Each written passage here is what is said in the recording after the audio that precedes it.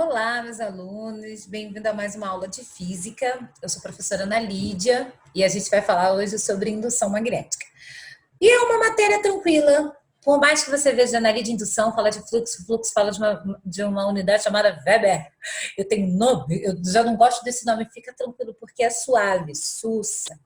Mas a gente tem sempre que lembrar de Tesla, Faraday, Lenz, são leis que nós vamos precisar usar para essa matéria. Eu vou falar, gente. Ai, eu sou fã. Eu acho que eu coloquei para vocês um desafio aí de vocês pesquisarem sobre Faraday, né? Faraday e Thomas Edison teve uma treta séria entre eles. E se eu tivesse que escolher um lado, vou dizer, ficaria da Tesla. Os fracos, oprimidos e estranhos sou eu. Toda eu. Então, estaria lá junto com ele, porém, Thomas Edison também teve sua contribuição para a ciência, todo mundo foi muito incrível para a ciência nessa época de loucuras, de pandemias, de tantas outras crises que houveram no passado. Eles foram brilhantes. Eles foram brilhantes. Eles desenvolveram coisas que eu, com 2 faculdades, não desenvolvi. Faraday, por exemplo, não teve nenhuma, e tá aí, ó, desenvolveu o primeiro motor, desenvolveu sobre fluxo magnético, sobre orientação, sobre o processo inverso, né, de corrente elétrica e campo magnético.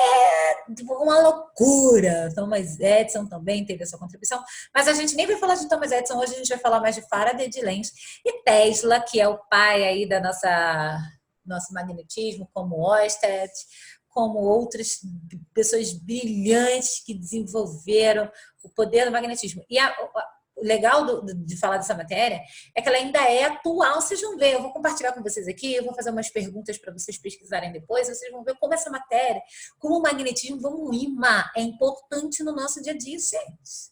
É lindo. E aí, a ciência está precisando de pessoas que inovem, que mostrem mais coisas, caminhos que a gente precisa trilhar. Então, eu convido você, que é curioso, não precisa ter faculdade, Faraday mostra isso. E, gente, ele desenvolveu o primeiro motor. Queria que ele estivesse vivo para ver o homem jogar um satélite no espaço, porque tem o primeiro motor. Sem isso não seria possível, gente. Coitado, morreu sem saber. Ainda foi perdendo a memória. Perdeu a memória e ainda desenvolveu outro. Eu não estou concatenando qual foi o que ele desenvolveu na época que ele perdeu a memória. Amigos, eu estou falando de um cara que não teve faculdade, que veio da pobreza. Naquela época, a ascensão social era impossível. E ele ascendeu, ele sofreu muito, mas venceu porque gostava de ler e de estudar. Esse é o caminho. Só isso. Ué, você tem 2 faculdades, você resolveu o que? Nada, né? Só estudei e estou aqui passando conteúdo para vocês porque eu amo o que eu faço. Mas, gente, tem muita coisa dentro da física que ainda precisa sentar e que alguém só se atente àquilo, como o magnetismo. Só estude isso e desenvolva sobre isso. Embora Faraday falou, entro na óptica, na mecânica, na eletricidade. O cara é completo, eu sou fã e é isso aí, ninguém nega. Sou fã. Vou compartilhar com vocês logo, parar de ficar falando desses homens brilhantes. E vamos ensinar a respeito deles e o que eles desenvolveram para os nossos dias de hoje, o quanto eles são importantes, tá? A matéria de hoje é sobre indução magnética. Eu acho que eu já me apresentei, eu sou professora Ana Lídia de vocês. E vamos falar sobre indução magnética. E aí a curiosidade que eu vou deixar para vocês pesquisarem. Como funcionam as usinas hidrelétricas? A energia vem da água? Como é que funciona isso? Como funcionam os alto-falantes? Meu Deus, como funciona? Tem ímã no alto-falante. E qual é a função dele lá dentro? Para que servem os transformadores que ficam nos postes sem eles, sem energia, gente? Agora eu vou contar coisa importante por conta de magnetismo, do eletromagnetismo. Mas antes de vocês me responderem isso, vocês têm que entender alguns conceitos como esse aqui. Fluxo magnético, né? Ana, não estou gostando da... Relaxa. Vamos lembrar lá daquela nossa última aula sobre campo. Campo é uma grandeza vetorial. Então, eu preciso de módulo, direção e sentido. Regrinha da mão direita. Nananã. Show de bola, né, Lídia? Campo eu já entendi. Se eu não entendi, pega lá outra aula, dá uma assistida sobre campo que tu vai entender aqui, tá? Tô me ajeitando toda vocês. E agora se atente ao campo propriamente dito. Como eu falei, aquelas linhas de campo são linhas de indução.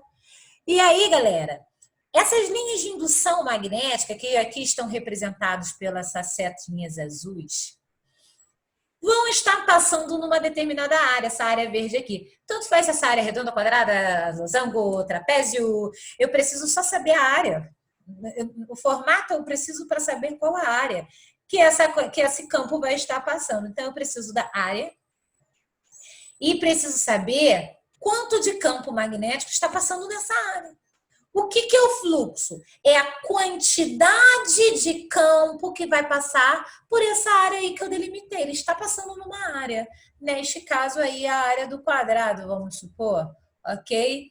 Pro lado ao quadrado. Ou seja, eu sei a quantidade, eu posso descobrir a quantidade de campo que vai estar passando nessa área. O nome disso é fluxo. Ou seja, quanto de fluxo está passando aqui? Eu preciso saber a quantidade de campo que tem passando nessa determinada área. Só que essa área ela pode se movimentar. E se ela se movimenta, ela sempre vai ser angular. Eu posso colocar... Aí, o que eu faço? Vamos supor aqui que eu tenho essa superfície. Não, vamos olhar aqui, eu tenho essa superfície. E nessa superfície eu já coloco uma reta normal. Eu posso colocar essa reta normal? Digamos que a superfície está aqui, né? Eu posso ela colocar 90 graus. Eu posso colocar ela paralela, eu posso sair angulando essa reta normal. Por que eu preciso dessa reta normal, em nome de Jesus, Ana Lídia? Porque eu preciso saber como está essa superfície. E aí, quem vai me dizer como está essa superfície é essa reta normal diante do campo que está passando. Essa reta normal está perpendicular ao campo? Essa reta normal está paralela ao campo? Essa reta normal, ela vai estar angulada com o campo? Por que eu preciso saber disso? Porque quanto mais eu angulo, eu posso diminuir, eu estou sempre diminuindo a quantidade de campo que vai estar passando por essa área, ok? Ou seja, como a área é importante, se ela angular, eu preciso ter essa variação. Como é que eu faço essa variação? Pelo cosseno desse ângulo. Então, é o ângulo que me diz se está passando também muito campo ou pouco campo ali nessa superfície. Ok? Então, já vi que para saber fluxo eu tenho que saber o quanto de linhas de campo tá passando, linhas de indução estão passando de campo magnético nessa superfície, se ela está angulando ou não. E são grandezas que são diretamente proporcionais, ai meu Deus, ao fluxo. Então, fluxo vai ser representado por essa letra φ grega, né? Vai ser representada o φ vai representar o fluxo.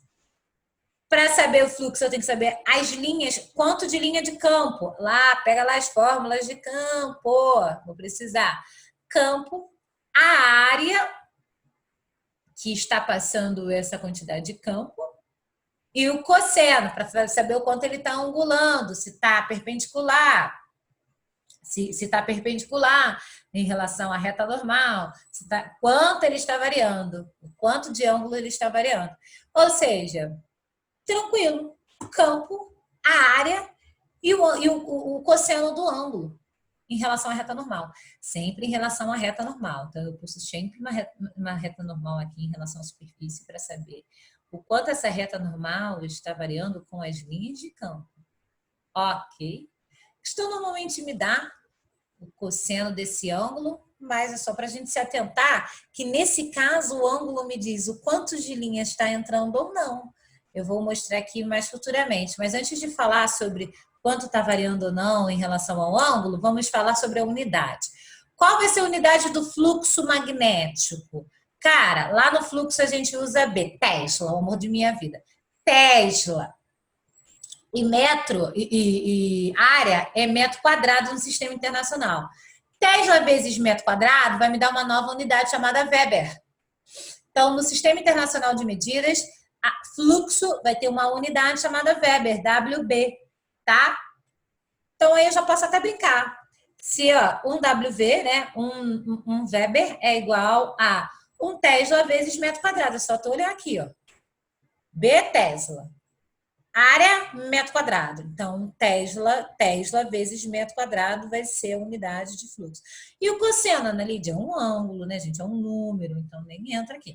Tesla vezes metro quadrado. Aí, galera, se eu pego esse metro quadrado, que está aqui multiplicando, passo para o outro lado dividindo, eu já tenho até que Tesla também pode ser um Weber por metro quadrado. Olha que eu brincando com as unidades. Ok? Já até coloquei aqui para vocês.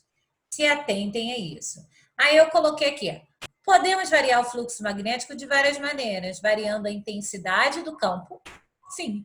Se eu coloco linhas espaçadas, de uma determinada. Olha, veja bem a minha tela aqui que eu estou falando com vocês. Se eu coloco linhas menores de campo, aqui vai caber muito mais campo dentro dessa tela. Se eu boto linhas menores, eu digo assim, com espaçamentos menores. Se eu boto linhas mais espaçadas, eu tenho menos campo passando. Então, eu posso variar o fluxo através do campo, se eu aumentar ou diminuir a área, e se eu ficar angulando essa área. Ok. Olha aí o que eu tô querendo dizer. Vamos lá nos casos particulares aqui. Repara que a minha linha de campo tá toda, né? Aqui, ó, por cima dessa superfície. Está passando nessa superfície aqui. Não vou nem falar de ângulo ainda. Está passando por essa superfície. Tá aqui a superfície verde. E eu estou vendo as linhas de campo passando por cima dela. Se não tem linhas de campo passando por uma superfície, não tem fluxo. Porque o fluxo é quantidade de linhas de indução passando por uma determinada área. Se não tem área para ele passar, se ele não está passando por área nenhuma, ele está passando por cima, não tem fluxo, o fluxo é nulo, o fluxo é mínimo. Ok? E, Ana Lídia, peraí, então vamos falar matematicamente. Quanto é cosseno de 90? Zero. Zero vezes qualquer coisa, coloco lá na fórmula, B vezes A vezes cosseno de zero. Pô, vai dar zero, amigos. Cosseno de 90 é zero, não esqueça isso. Zero vezes qualquer coisa é zero, zero vezes 1000 é zero. Ok? Então, se o meu... Agora, olha só, atente ao que eu vou falar, porque isso aí é para a vida, terceiro ano e faculdade, quem for fazer alguma coisa relacionada. Então, vamos lá.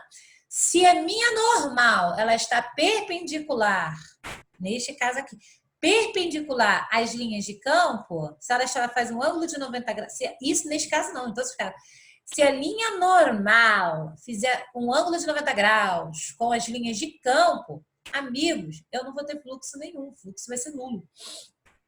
Pouco, mínimo. Ok? A gente fala de mínimo para não zerar, né? Mas é zero. Matematicamente é igual a zero. Ok? Então, se atente a isso. Repare que eu falei que a normal é importante. A minha normal está fazendo um ângulo de 90 graus com as linhas de campo. Então, significa que a minha superfície está perpendicular ao campo. Então, não vou ter aqui nenhuma linha de indução. Ok? Agora, olha a outra situação. Eu agora peguei essas linhas, essa superfície, e fiz passar todas as linhas de campo sobre ela. Repare Ana Lídia, agora sim a superfície está perpendicular, né? Eu falando besteira, perpendicular ao campo. Mas eu não quero falar da superfície, a gente tem que sempre se atentar, até corrigindo isso, a reta normal. Quem vai me mostrar o quanto está angulando a superfície é essa reta normal em relação ao campo, por isso que é importante.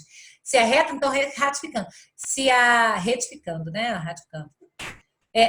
Se a reta normal estiver perpendicular às linhas de campo, eu tenho um fluxo nulo. Se a minha reta normal estiver paralela às linhas de campo, o ângulo é igual a zero. Cosseno de zero. Linhas paralelas, cosseno, eu não tenho ângulo.